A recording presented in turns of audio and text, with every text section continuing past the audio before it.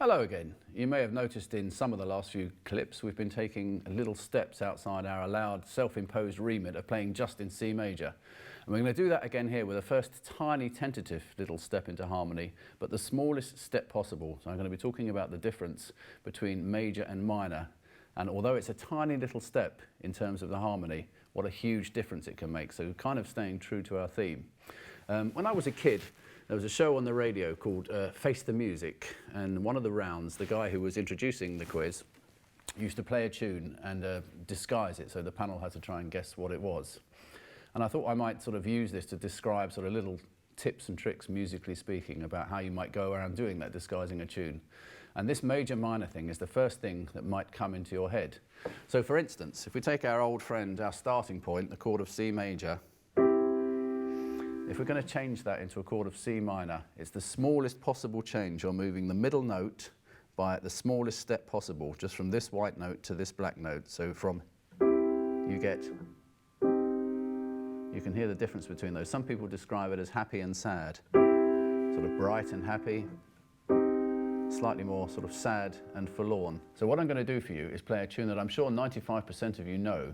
And it's a tune written in a minor key, but I'm going to change it into a major key and see if you can work out what's going on here.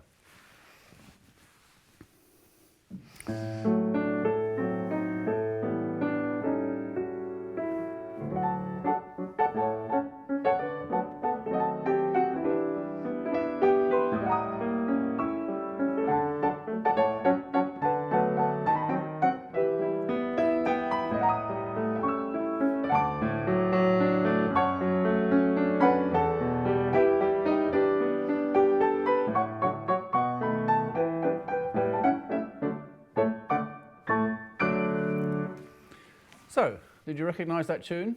If you didn't, you're in excellent company, because I once did this little routine for the Trinity Guild Examining Board, 300 of Britain's piano examiners. Can you imagine a scarier audience? And not one of them recognised what it was.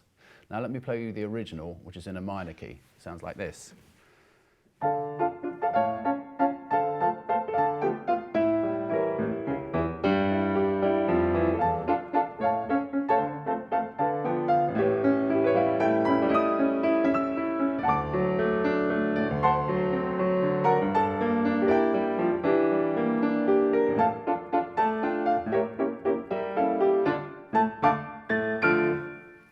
I'm sure most of you picked up that was Delilah by Tom Jones.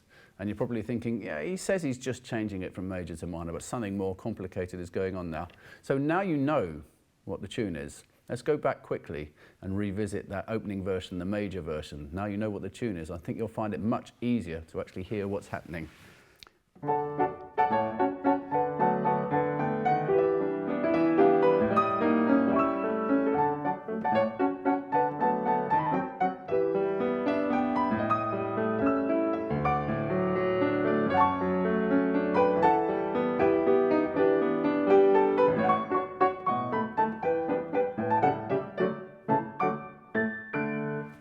Armed with the knowledge, a little hindsight, 2020 is a great thing, and you can hear very clearly that that's Delilah with just the polarity change from major to minor.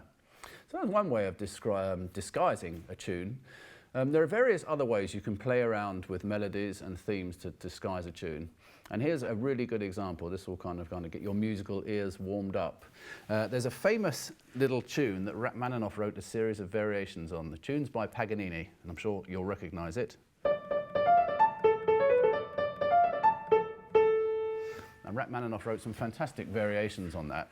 And one of the most famous variations is one that everyone, when they hear it, will say, oh yes, even if you don't know what it is, you'll recognize you've heard it somewhere. I think it's the most used kind of classical theme in any romantic film of all time. And it sounds like this.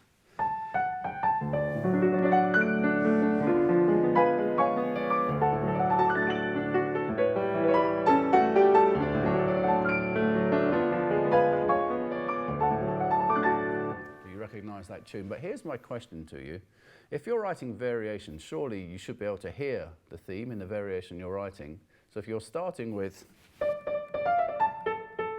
how do you get from there to?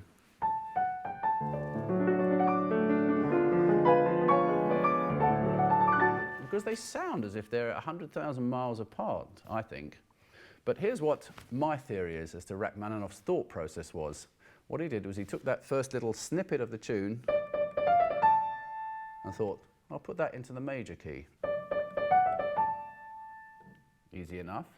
And then the next step in the process was, I wonder what that would sound like if I played it backwards.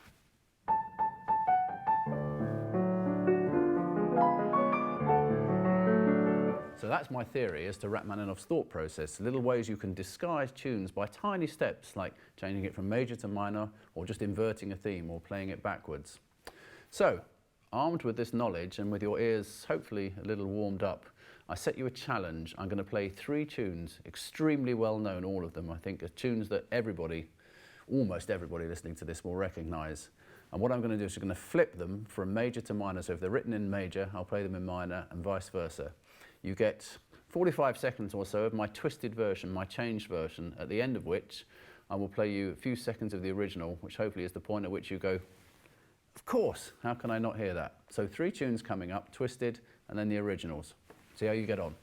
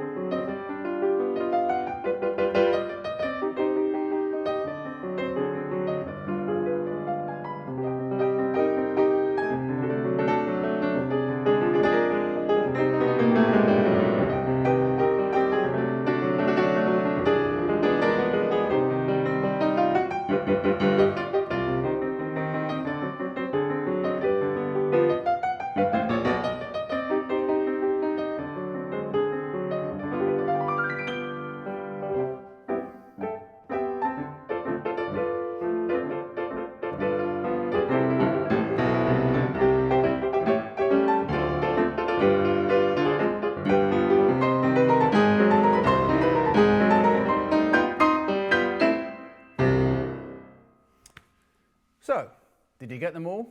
If you've got 1, you're above average. If you've got 2, you're exceptional. If you've got 3, you're one of only 2 or 3 people that's ever managed it in the last 5 years I've been performing that. So, well done.